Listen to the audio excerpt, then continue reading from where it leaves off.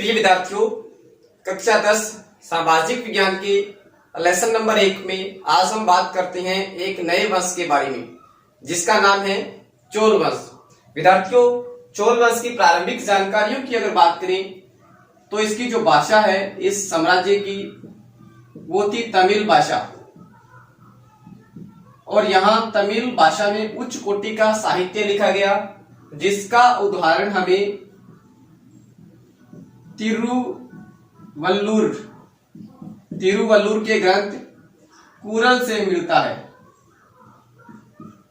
तिरुवल्लुर के ग्रंथ कुरल से हमें ज्ञात होता है कि यहाँ इस साम्राज्य में तमिल भाषा में उच्च कोटि का साहित्य लिखा गया था। विद्यार्थियों, ध्यान रखना है ये दक्षिण भारत का प्रमुख राजवंश था। दक्षिण भारत का प्रमुख राजवंश था ये, और दक्षिण भारत के प्रमुख राजवंशों में सबसे महत्वपूर्ण राजवंश ये रहता है। उसके अलावा ध्यान रखना है विद्यार्थियों की इस साम्राज्य का उल्लेख सम्राट अशोक के अभिलेखों में मिलता है। चोल, चेर और पांडे का उल्लेख सम्राट अशोक के अभिलेखों में मिलता है। अब सम्राट अशोक के अभिलेखों में मिलता है तो इससे अपने अनुमान लगा सकते हैं कि ये दक्षिण भारत का अति प्राचीन राजवंश रहा होगा। अब विद्यार्थियों, ध्यान रखने योग्य बात यह है कि चोल साम्राज्य है जो इसका कालखंड दो भागों में बंटा हुआ था। इसका कालखंड दो भागों में बंटा हुआ था। एक इसका कालखंड था पूर्ववर्ती चोल साम्राज्य, दूसरा था उत्तरवर्ती चोल साम्राज्य।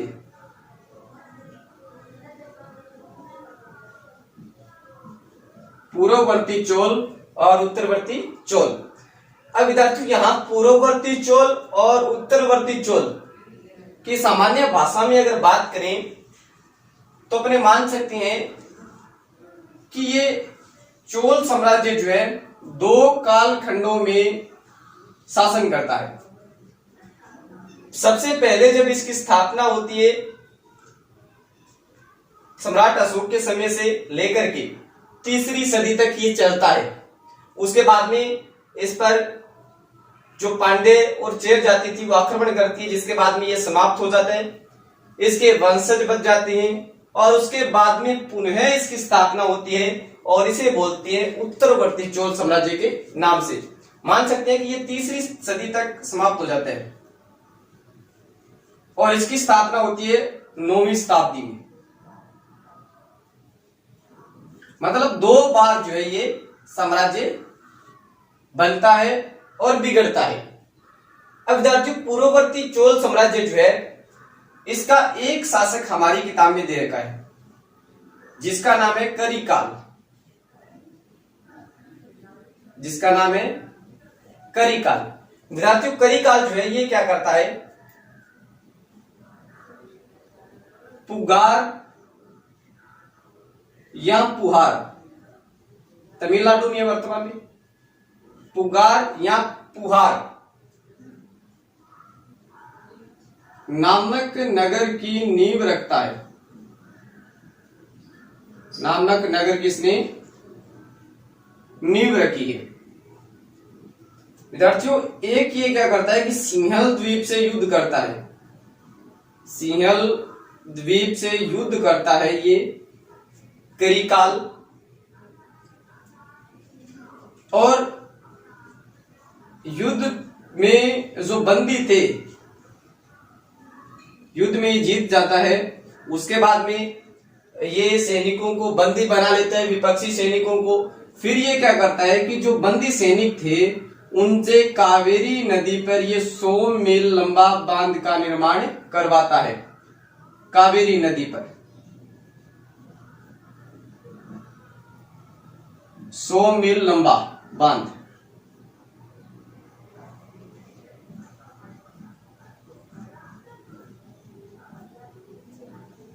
और बात करें तो विद्यार्थियों, इसने उरगपुर या उरियर जो चोलों की प्रथम राजधानी थी, यहां से इसने राजधानी को ट्रांसफर किया है, ट्रांसफर करके ये राजधानी ले गया कावेरी पत्तनम, अर्थात इसने राजधानी कहां ले गया, ये कावेरी पत्तनम।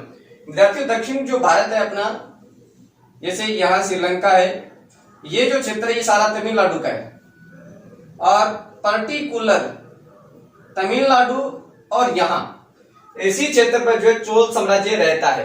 अब ये क्या करता है, जो उदयपुर थी वो यहां थी और ये इधर ले जाता है कावेरी पत्तनम को, अर्थात उत्तर दिशा में ये कावेरी पत्तनम को ले जाता है, अपनी राजधानी को ये ले जाता है। ये रहता है विद्यार्थियों पूर्ववर्ती चोल साम्राज्य का प्रमुख शासक करिकाल। उसके पहले करिकाल के और करिकाल के बाद में जो पूर्ववर्ती चोल साम्राज्य है उसका साहित्य जो है वो धूमिल है, अपने को जानकारी नहीं मिलती। उसके बाद में जो नए वंश की स्थापना होती है, इसकी दूसरी शाखा की स्थापना होती है, वो रहती है विद्यार्थियों उत्तरवर्ती चोल साम्राज्य। और अपनी पुस्तक में इसी के बारे में विस्तृत रूप से चर्चा दे रखी है और हम इसी की चर्चा करते हैं।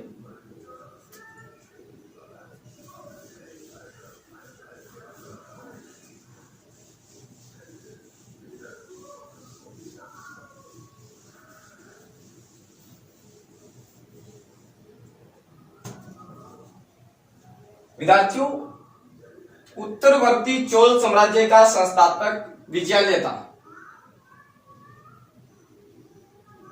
उत्तरवर्ती चोल साम्राज्य का संस्थापक विजयालय था।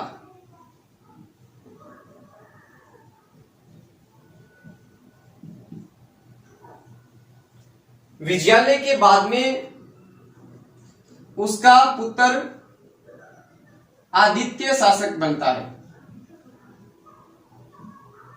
और आदित्य क्या करता है विद्यार्थियों,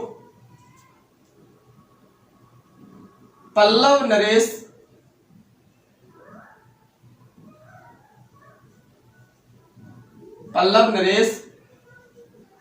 अपराजित को पराजित करता है, अपराजित को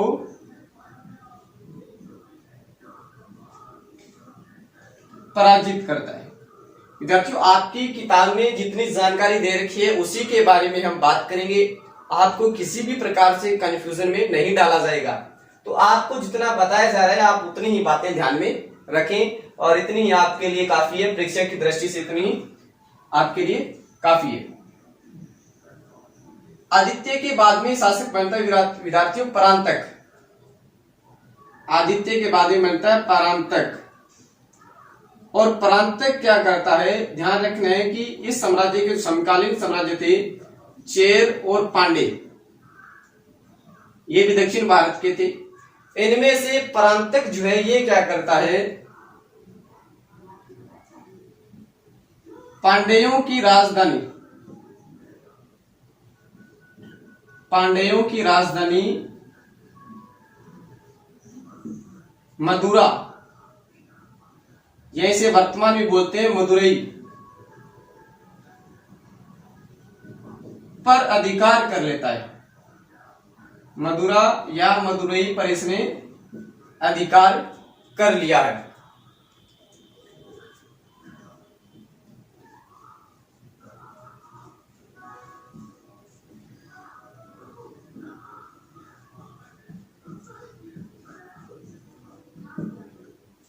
परांतक के बाद में विद्यार्थियों शासक बनता है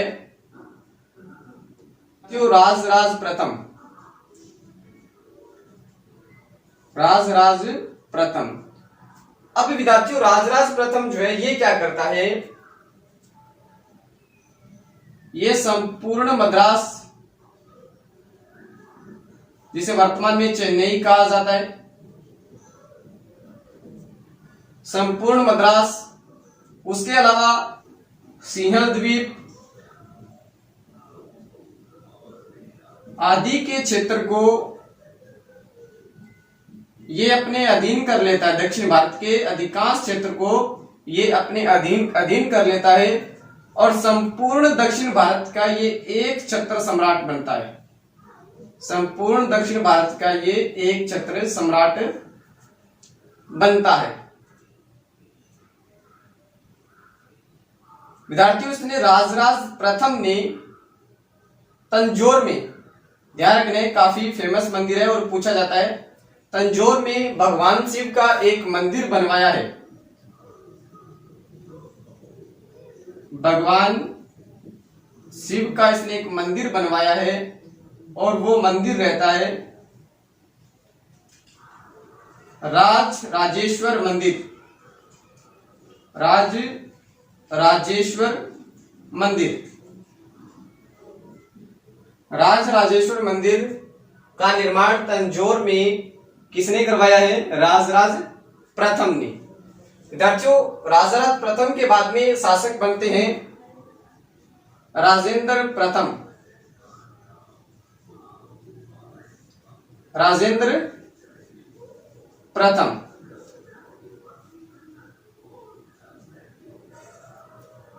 और राजेंद्र प्रथम की अगर बात करें तो ये इस वंश के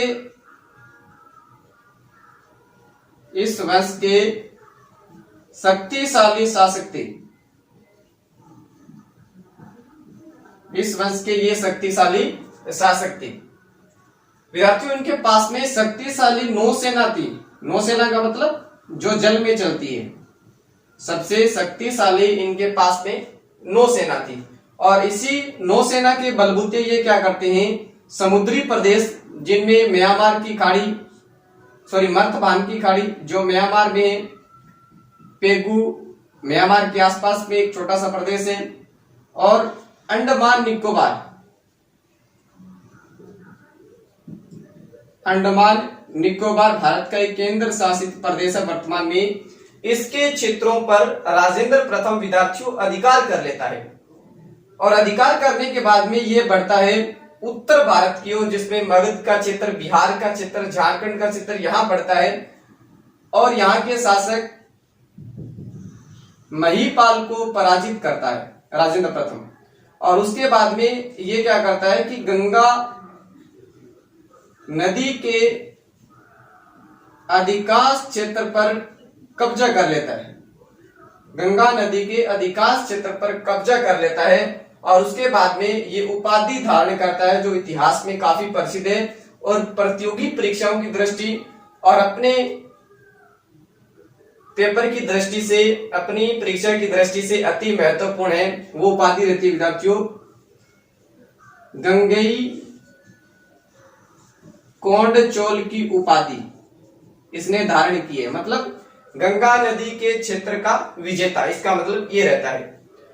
इसके बाद विद्यार्थियों शासक बनता है राजाधिराज। कौन बनता है? राजाधिराज। हम उन्हीं शासकों की बात कर रहे हैं जो प्रसिद्ध रहते हैं। राजाधिराज शासक बनता है। विद्यार्थियों राजाधिराज जो है ये क्या करता है,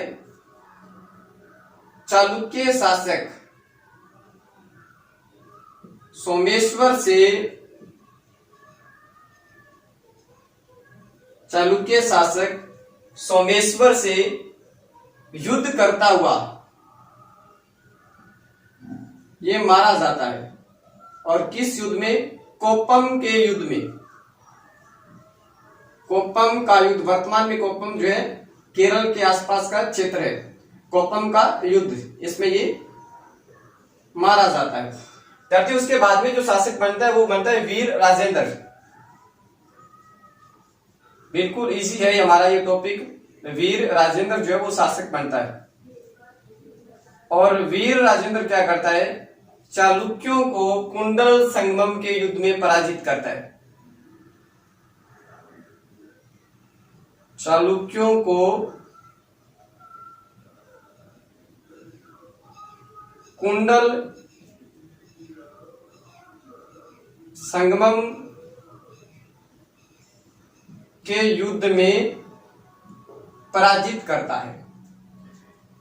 विद्यार्थियों उसके बाद में वीर राजेंद्र के बाद में चोल साम्राज्य के लिए उत्तराधिकार का संघर्ष शुरू हो जाता है और उसमें उत्तराधिकार संघर्ष के बाद में विद्यार्थियों शासक बनता है, वो बनता है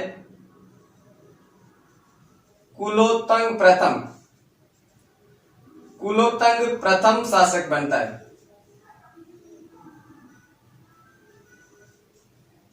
और विद्यार्थियों कुलोत्तंग प्रथम जो है इसकी मां थी चोल, इसकी मां थी चोल और इसके पिता थे चालुक्य, चोल और चालुक्य। इसी कुलोत्तंग प्रथम के बाद में एक नए वंश की स्थापना होती है, चोल चालुक्य वंश की एक शाखा चलती है और ये लगभग विद्यार्थी 40 वर्ष तक शासन करती है। 40 वर्ष तक इन्होंने शासन किया है। और चोल वंश का जो अंतिम शासक रहता है वो रहता है राजेंद्र तृतीय, और इसकी हत्या पांड्यों के द्वारा कर दी जाती है, और पांड्यों के द्वारा जो है इन्हें अपना सामंत बना लिया जाता है हराने के बाद में। तो ये ध्यान रखना है कि विद्यार्थियों चोल साम्राज्य के प्रमुख शासकों के बारे में थोड़ा सा रिवाइज करते हैं। चोल साम्राज्य संस्थापक विजयालय, विजयालय के बाद में शासक बनता है आदित्य। आदित्य क्या करता है, पल्लव नरेश अपराजित को पराजित करता है। आदित्य क्या करता है, पल्लव नरेश अपराजित को पराजित करता है, मतलब हराता है। परांतक क्या करता है, पांड्यों की राजधानी मदुरा पर अधिकार कर लेता है। पांड्यों की राजधानी मदुरा वर्तमान तमिलनाडु में है, मदुरई। राजराज प्रथम क्या करता है, संपूर्ण मद्रास, चेन्नई का क्षेत्र, पेगु का क्षेत्र, सिंहल द्वीप का क्षेत्र आदि को अपने अधीन कर लेता है और क्या करता है कि संपूर्ण दक्षिण भारत का एक क्षत्रिय सम्राट बन जाता है। ये तंजौर तमिलनाडु में भगवान शिव का राज राजेश्वर का प्रसिद्ध मंदिर ये बनवाता है। तो यहां से ये क्वेश्चन ध्यान रखना है, राज राजेश्वर का मंदिर ये बनवाता है। राजेंद्र प्रथम क्या करता है, इस वंश का सबसे शक्तिशाली शासक था। इसके पास में एक शक्तिशाली नौसेना थी।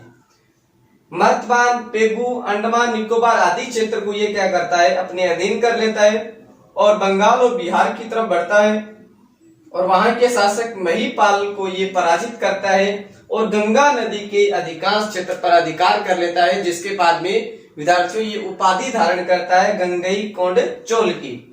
इसके बाद में शासक बनता है राजाधिराज, और राजाधिराज क्या करता है, चालुक्य शासक सोमेश्वर से युद्ध करता हुआ मारा जाता है और वो युद्ध रहता है कोप्पम का युद्ध। कौन सा युद्ध है, कोप्पम का युद्ध। वीर राजेंद्र चालुक्यों को कुंडल संगमम के युद्ध में पराजित करता है। राजाधिराज मारा जाता है चालुक्यों से युद्ध करता हुआ, उसके बाद में वीर राजेंद्र क्या करता है, चालुक्यों को कुंडल संगमम के युद्ध में पराजित करता है। विद्यार्थियों आगे जैसे आप कक्षाओं में बढ़ोगे वैसे आपको पता लगता जाएगा कि चालुक्य कौन थे, चोल कौन थे, राष्ट्रकूट कौन थे, विस्तृत रूप से आपको जानकारी मिलती जाएगी। अब जो आपको करवाया जा रहा है आपको एक बार उतना ही ध्यान रखना है अपनी कक्षा के हिसाब से। कुलोत्तंग प्रथम, इसके बाद में उत्तराधिकार संघर्ष हो जाता है वीर राजेंद्र के बाद में, और कुलोत्तंग प्रथम जो वो शासक बनता है। कुलोत्तंग प्रथम की मां चोल थी और पिता था चालुक्य। उसके बाद में सम्मिलित रूप से एक नए वंश की स्थापना होती है चोल चालुक्य की, और जो 40 वर्ष तक शासन करता है। इस वंश का अंतिम शासक रहता है राजेंद्र तृतीय। राजेंद्र तृतीय इस वंश का अंतिम शासक था। अब विद्यार्थियों इनमें से परीक्षा की दृष्टि से अति महत्वपूर्ण जो 2 प्रश्न रहते हैं वो रहता है, एक गंगईकोंड चोल की उपाधि पूछी जाती है बहुत सी परीक्षाओं में, और अपनी परीक्षा में भी ये पूछी जाती है गंगईकोंड चोल की उपाधि किसने धारण की। उसके अलावा तंजौर में भगवान शिव का मंदिर का निर्माण किसने करवाया, तो ये ध्यान रखना है कि राजराज प्रथम ने। ये भी पूछा जा सकता है कि किस वंश से संबंधित है, किसने निर्माण करवाया। तो आज के लिए बस इतना ही विद्यार्थियों, आगे हम बात करेंगे चोलकालीन प्रशासन के बारे में।